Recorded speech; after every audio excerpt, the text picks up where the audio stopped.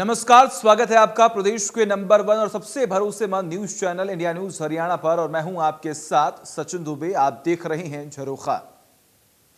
किसी भी प्रदेश को अगर विकास की ओर बढ़ना है तो इसका काफी हद तक जिम्मा वहां की सरकार का होता है। और प्रदेश की सरकार भी सूबे की आवाम के लिए कई जरूरी कदम उठाती है, कई योजनाएं भी लेकर आती है। लेकिन कभी कभी सरकार के काम और सरकारी योजनाओं से लोग जानकारी के अभाव में महरूम रह जाया करते हैं। तो झरोखा में हम आपके सरोकार की खबरें दिखाएंगे और बताएंगे कि प्रदेश में विकास कार्यों की क्या स्थिति है और सरकार की तरफ से आपके वर्तमान और भविष्य को उज्जवल करने के लिए क्या कदम उठाए जा रहे हैं। और इस हफ्ते आपके प्रतिनिधि किन कामों को लेकर एक्शन में रहे।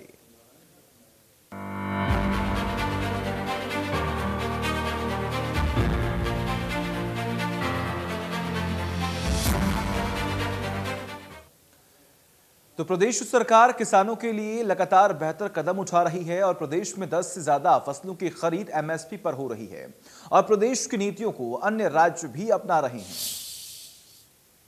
नहीं तो 3-4 फसलों की एमएसपी घोषित होती थी, बाकी तो होती नहीं थी। धान की हो गई, गेहूं की हो गई और गन्ने की हो गई। ज्यादा बाद में सरसों कपास ये जुड़ गई थी और कोई की थी न। कभी ज्वार की न बाजरे की, न मक्के की, न दालों की। कभी एमएसपी घोषित नहीं की। एमएसपी पर कानून बनाओ। हमारा कहना है कि सन 66 में 65 में एमएसपी आया था, तो 65 से लेकर के 2014 तक आप कितनी बार सरकार में आए हो? कानून बनाना है तब क्यों नहीं बनाया? 66 से 2014 बीच में ठीक है, हमारी भी थोड़े दिन सरकार अटल जी के समय 5-6 साल रही, वरना तो लगातार यही रहे हैं।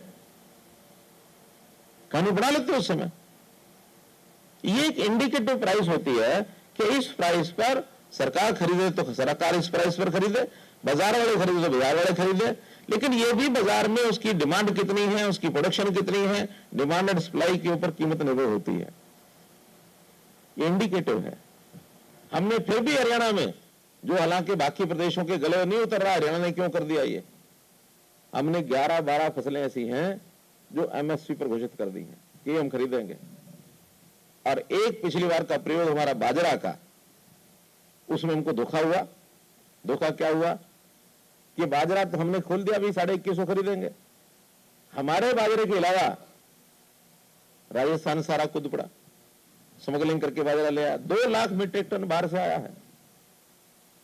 और हो सकता है कुछ थोड़ा बहुत ये बठिंडा का एरिया और ये फाजिलापुर फाजिलका का पंजाब का भी घुसाया हो, क्योंकि बाजरा थोड़ा बहुत उधर भी होता है।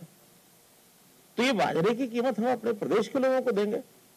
तुमने कहा कि ठीक है, जो कीमत अभी जैसे कृषि मंत्री ने बताया, उस दिन जो कीमत थी 2250 में से 1650 घटा के 600 रुपया हमने घोषित कर दिया कि एक क्विंटल के हिसाब से 600 रुपया नकद दे देंगे। अब कम से कम जो सस्ता लेकर के अंदर भर के व्यापारी बैठा है वो तो नहीं बेचेगा। राजस्थान वाला आएगा वो नहीं बेचेगा। हमारे पास पता है कि किस किसान के कितने एकड़, मेरी फसल मेरा का लाभ हो गया हमको। किस किसान ने इतना एकड़ बाजरा बो रखा है, उसको इतना पैसा उठा करके हम 7 अक्टूबर के आसपास उसके खाते भेज देंगे, जा अभी बेच किसी बात। फिर हमने भावांतर भरपाई शुरू की। भावांतर भरपाई में शुरू तो किया था ये किसके लिए? सब्जी और फलों के लिए। क्योंकि बहुत अवसर ऐसे आते हैं जब सब्जी बहुत ज्यादा हो जाती है और वो मंडी में बेचने ले जाता, वो सड़कों पर फेंक देता है, टमाटर फेंक देता है, आलू फेंक देता है, प्याज फेंक देता है, गल जाते हैं पड़े। हमने कहा नहीं, खाने की चीज है फेंको नहीं। जिस भाव बिकता बेचो, ये फार्म ले आओ, उस एरिया के रेट के हिसाब से आपकी अगर कीमत पूरी नहीं हुई तो वो पैसा भावांतर भरपाई का हम देंगे। इससे बड़ी और कोई बात हो सकती है? कि नफा था घाटा सरकार का।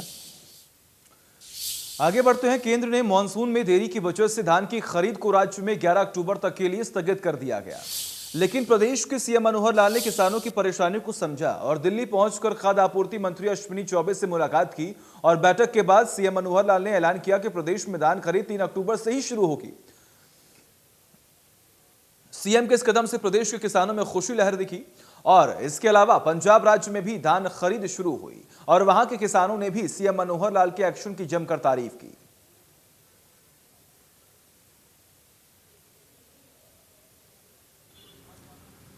जैसा आपको जानकारी है कि अब ये खरीफ की प्रोक्योरमेंट का सीज़न ये शुरू हो रहा है और इसमें मुख्य फसल धान और बाजरा ये होते हैं। धान की प्रोक्योरमेंट का जो समय हमने पहले निश्चित किया था वो 1 अक्टूबर से शुरू किया था, लेकिन जैसा हमको मालूम है इस बार वर्षा लगातार ये देरी से भी चल रही है, तो इसके कारण से पहले केंद्रीय मंत्रालय ने, हमारे विभाग ने इसको पोस्टपोन करके 11 अक्टूबर ये कर दिया था। लेकिन हम देखते हैं हरियाणा की मंडियों में धान बहुत सा आ चुका है और उसमें प्रोक्योरमेंट के लिए सब किसानों की ओर से भी मांग थी कि इसको जल्दी शुरू किया जाए।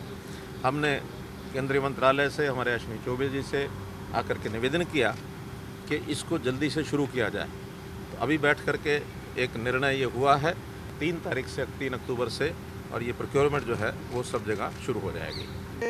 हरियाणा सरकार ने मुख्य रूप से, हरियाणा के माननीय मुख्यमंत्री जी यहाँ आए हुए हैं, उप मुख्यमंत्री जी हैं, सभी सांसद और माननीय विधायकगण भी हैं साथ में। तो जो सरकार ने निर्णय लिया है, अभी हरियाणा का प्रतिनिधिमंडल आया था और हरियाणा का चिन्हन भी था कि कल से प्रोक्योरमेंट का हम लोगों ने पूरी तैयारी वहाँ रखा है, पहले से भी हमारी तैयारी थी और वहाँ पर पूरा सब लोगों की खरीदगी कल से शुरू हो जाएगी।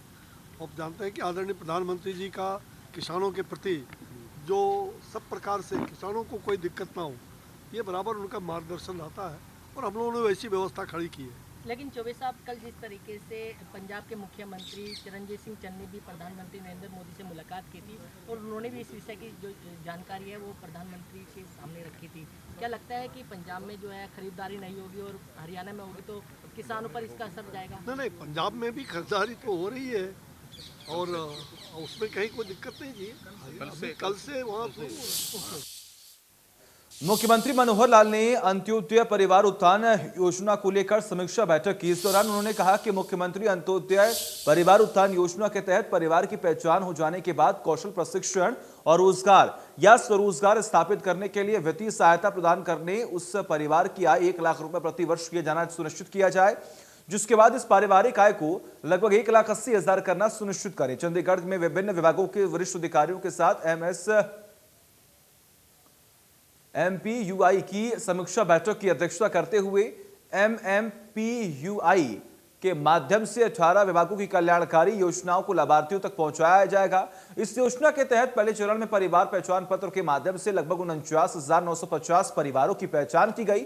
प्रत्येक जिले में एक नोडल अधिकारी के नेतृत्व में क्षेत्रीय समितियां गठित की गई, जो परिवारों की पहचान करने के लिए सर्वे और मोबाइल एप्लीकेशन के माध्यम से उनका नामांकन करने के कार्य की देखरेख कर रही हैं। साथ ही मुख्यमंत्री ने अधिकारियों को यह सुनिश्चित करने के निर्देश दिए कि केवल पात्र लाभार्थियों को ही योजना का लाभ मिले और हर 6 महीने में एक समीक्षा बैठक भी की जाए।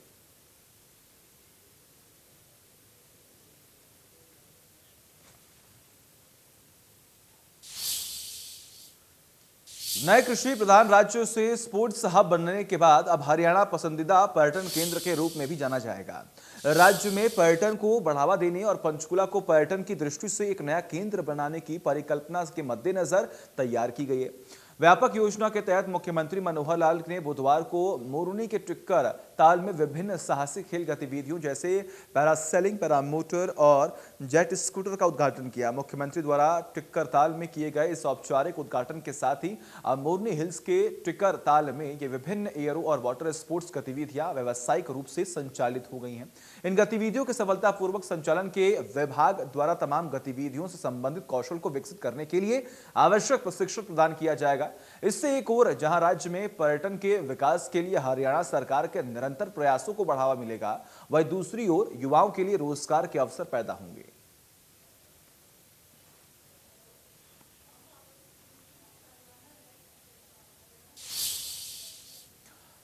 इस दौरान सीएम मनोहर लाल ने कहा कि हरियाणा में पर्यटन को बढ़ावा देना राज्य सरकार की सर्वोच्च प्राथमिकता है, क्योंकि यह न केवल रोजगार के लिए महत्वपूर्ण है बल्कि निश्चित रूप से राज्य के राजस्व और सकल घरेलू उत्पाद के ग्राफ में भी इजाफा होगा। सीएम मनोहर लाल ने कहा कि इस लॉन्च के साथ सरकार ने पर्यटकों के लिए हरियाणा को सही मायने में जानने के लिए रास्ता खोल दिया है।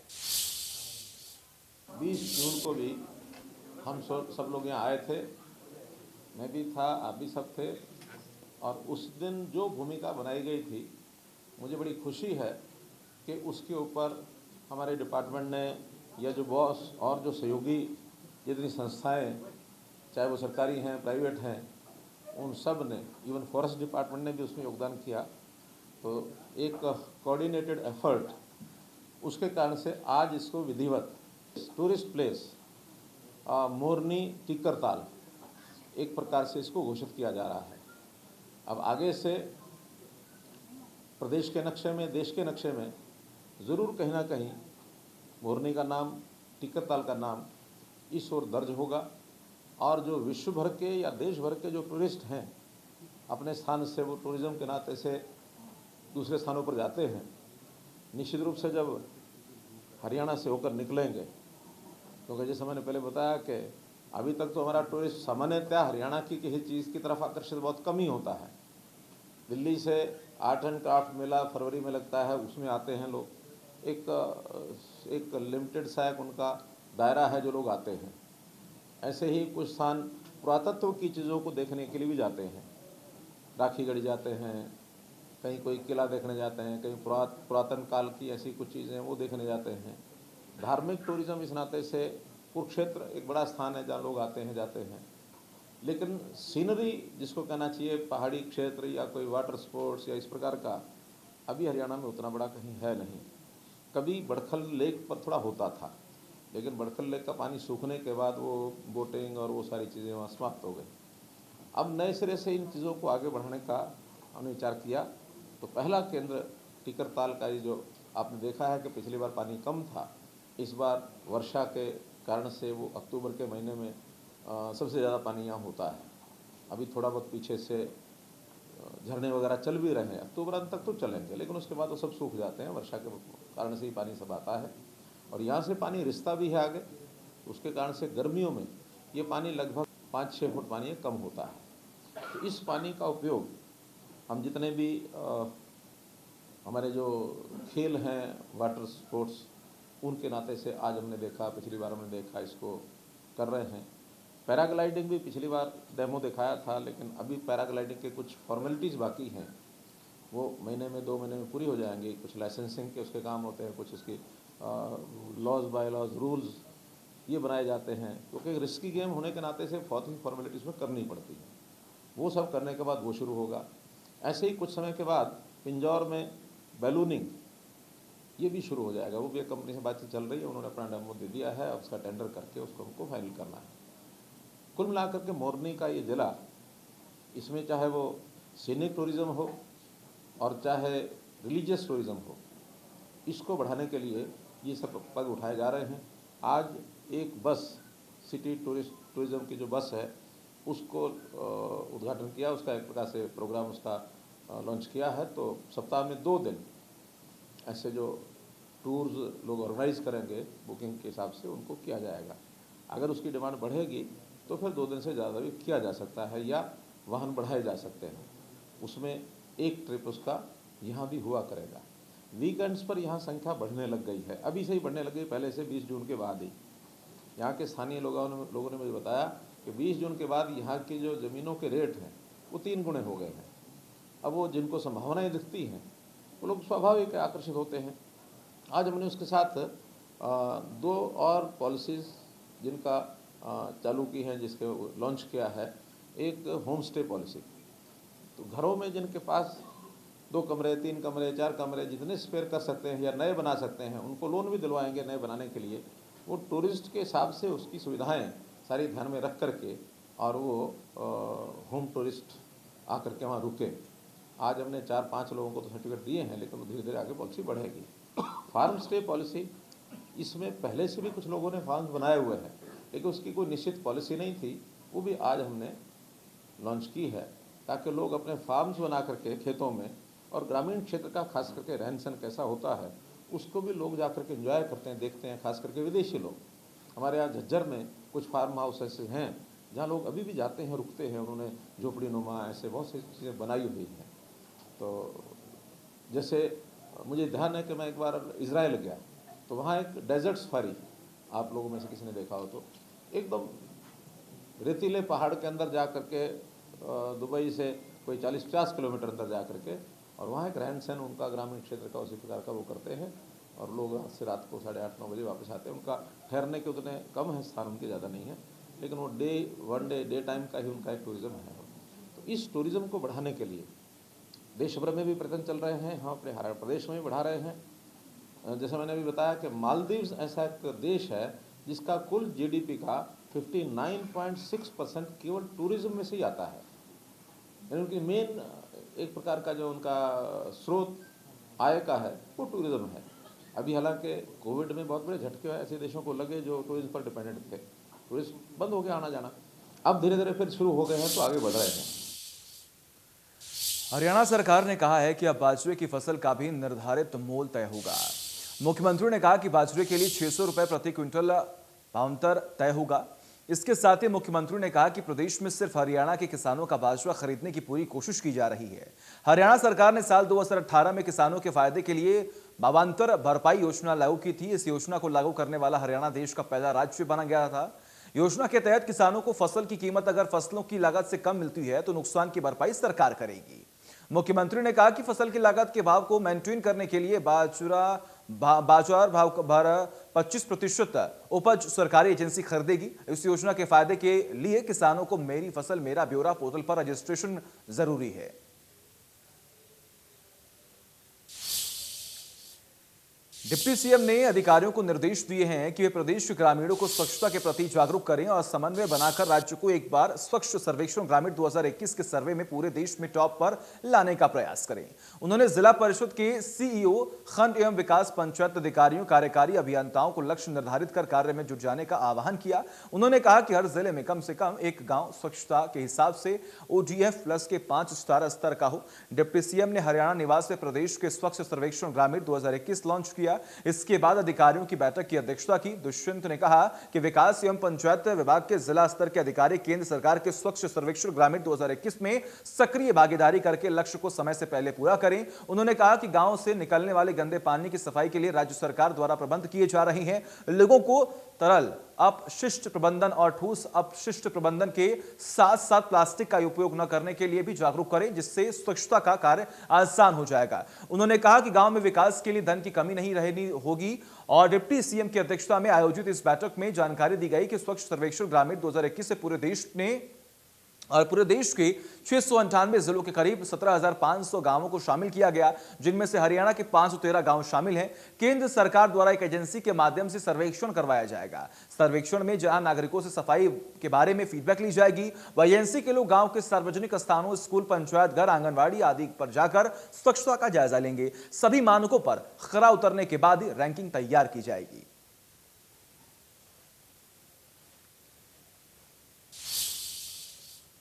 केंद्रीय राज्य मंत्री राव इंद्रजीत सिंह गुरुग्राम पहुंचे, जहां लगभग 32 करोड़ की योजनाओं का उद्घाटन किया गया। इस दौरान उन्होंने कहा कि ये 32 करोड़ की योजनाओं से गुरुग्राम के कई वार्ड के लोगों को फायदा पहुंचेगा। यहाँ पर भी रहा है, हेल्थ मिनिस्टर साहब के यहाँ पर भी ये रहा है कि इसको 2 हिस्सों के अंदर कर दो। जितनी भी ज़मीन है उसके आधे हिस्से के अंदर तो आप काम शुरू करवा दो, नई बिल्डिंग बनाने की शुरू करवा दो, नई फैसिलिटीज़ वहाँ पे लागू करवाने की शुरू करवा दो। अब जब वो मुकम्मल हो जाएगा तो जो पुराना हिस्सा जहाँ पे आज के दिन अस्पताल रन कर रहा है उसको डिमोलिश करके नया फैसिलिटी वहाँ पर भी बनाया जाए, ताकि कम से कम हरियाणा के अंदर सबसे प्रसिद्ध, अच्छा, मॉडर्न सिविल अस्पताल हमारा गुड़गांव का हो। और वह कैबिनेट मंत्री मूलचंद शर्मा ने कहा कि दिवाली तक फरीदाबाद और वल्लभगढ़ में 100% वैक्सीनेशन का काम पूरा हो जाएगा। उन्होंने कहा कि 90% लोग पहली और दूसरी डोज लगवा चुके हैं। उन्हें उम्मीद है कि दिवाली तक सभी लोग पहली और दूसरी डोज लगवाकर इससे निपट चुके होंगे। कैबिनेट मंत्री ने उन लोगों से भी आह्वान किया कि जिन्होंने वैक्सीन नहीं लगवाई है वो जल्द से जल्द वैक्सीन लगवा लें। कैबिनेट मंत्री मूलचंद शर्मा सेक्टर 3 में पौधारोपण करने के लिए पहुंचे थे। इस पार्क में कुल 200 पौधे लगाए गए। कैबिनेट मंत्री ने इस दौरान गुरुद्वारे में आयोजित वैक्सीनेशन कैंप का शुभारंभ भी किया। अगली खबर भिवानी से है, जहां पर महेंद्रगढ़ लोकसभा क्षेत्र के सांसद धर्मवीर सिंह ने जलभराव से प्रभावित गांवों का दौरा किया और अधिकारियों को पानी निकासी के लिए ठोस प्रबंध करने के निर्देश भी दिए। गांवों का दौरा करने के बाद सांसद धर्मवीर सिंह ने स्थानीय लोक निर्माण विभाग विश्राम गृह में अधिकारियों के साथ बैठक भी की। इसमें निर्देश दिए गए हैं कि रबी की बिचवाई शुरू होने से पहले खेतों में भरे पानी को निकालने के लिए तुरंत एक्शन लिया जाए। उन्होंने कहा कि जलभराव की वजह से दादरी जिला के गांवों में बाजरा, कपास, धान फसलों को नुकसान हुआ है और राजस्व विभाग इन गांवों की विशिष्ट गिरदावरी का काम शुरू करें ताकि प्रभावित हुए किसानों को मुआवजा मिल सके। यानी फौरी तौर पर उसका क्या प्रबंध हो सकता है और लंबे समय पर उसका क्या प्रपोजल बनाई जा सकती है, वो बैठ के बनाएंगे। जो ड्रेन नंबर 8 में पानी निकालना था सारे इस इलाके का, लेकिन कुछ गांव के लोग जमीन ना दे रहे, जिसमें इमलोटा भी एक है, जिसमें मात्र नहल भी एक गाँव है, चाहे वो हमारे ज़िले का ना हो। तो उसके लिए हमने केवल एक बात सोची, क्योंकि 2007-8 का प्रोजेक्ट और अभी तक वो स्टैंड कर गया है। कभी उसकी अमाउंट बढ़ जाती है तो कभी उसको छोटा कर दिया जाता है। एक सुझाव आया है कि हमने एक नेशनल हाईवे जो झज्जर से दादरी तक अभी 10 मीटर है, वो 4 लेनिंग की होगी, उसकी DPR बनाने लग गए। तो एक नया सुझाव हमने दिया है कि सुचकवास से थोड़ा पहले वहाँ से उस रोड को उठाओ और इमलोटा से इधर 10-11 किलोमीटर की लेंथ है, इसको बिल्कुल अलग से सीधा रोड निकाल दो और जो पुराना रोड है इसके साथ हमें ज़मीन मिल जाएगी। उस रोड के साथ साथ ड्रेन बना के हम ड्रेन नंबर 8 में पानी डाल देंगे, तो एक समाधान हो सकता है। और लगातार मिल रही शिकायतों के चलते कैबिनेट मंत्री मूलचंद शर्मा ने वल्लभगढ़ के लघु सचिवालय में पहुंचकर कामकाज का जायजा लिया। कैबिनेट मंत्री के अचानक पहुंचने में किसी कर्मचारियों में हड़कंप मच गया। कैबिनेट मंत्री मूलचंद शर्मा ने कार्यालय में हो रही रजिस्ट्री का जायजा भी लिया और रजिस्ट्री में लापरवाही बरतने वाले कर्मचारियों की क्लास भी ली।